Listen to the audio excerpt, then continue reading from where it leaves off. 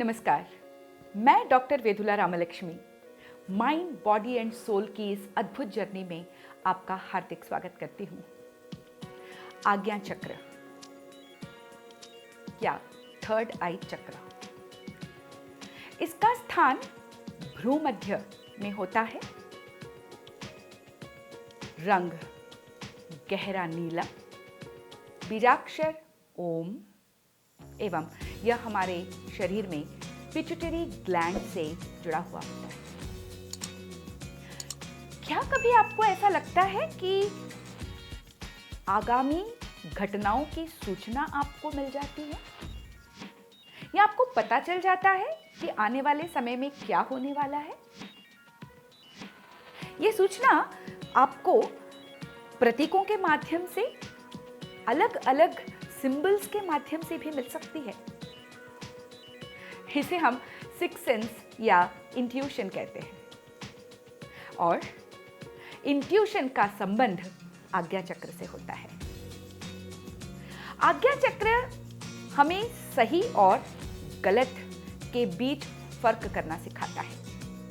आज्ञा चक्र हमें विवेक देता है, वो विवेक जो निरक्षीर न्याय कर सके।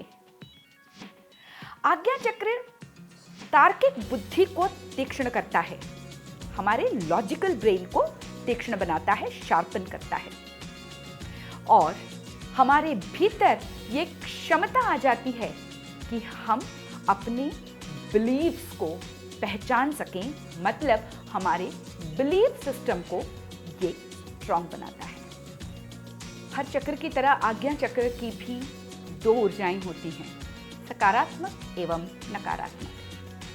आज्ञा चक्र की सकारात्मक ऊर्जा पॉजिटिव एनर्जी है, रियलिटी, सत्य, एवं नेगेटिव एनर्जी है, इल्यूजन, भ्रम। हम जितना अधिक भ्रम में फंसते जाएंगे, जीवन की सच्चाइयां हमसे उतनी ही दूर होती चली जाएंगी।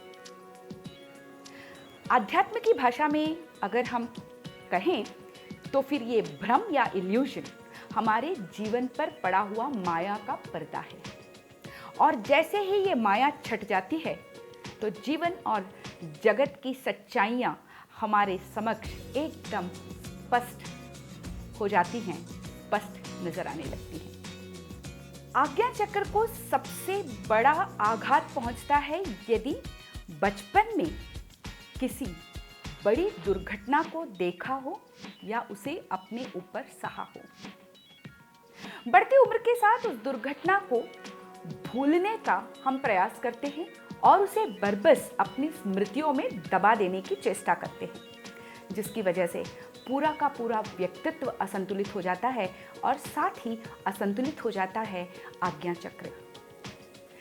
बचपन में बच्चों को अक्सर सत्य के विरुद्ध आचरण करना सिखा दिया जाता है। जैसे बच्चों से यह कहा जाता है कि बेटा बता दो कि पापा घर में नहीं हैं, या मम्मी की तबीयत खराब है, मम्मी सोई हुई है। या नहीं तो फिर बच्चों से यह कहा जाता है कि देखो भले ही तुम्हारे 80% आए हैं लेकिन सबको 90% बताना।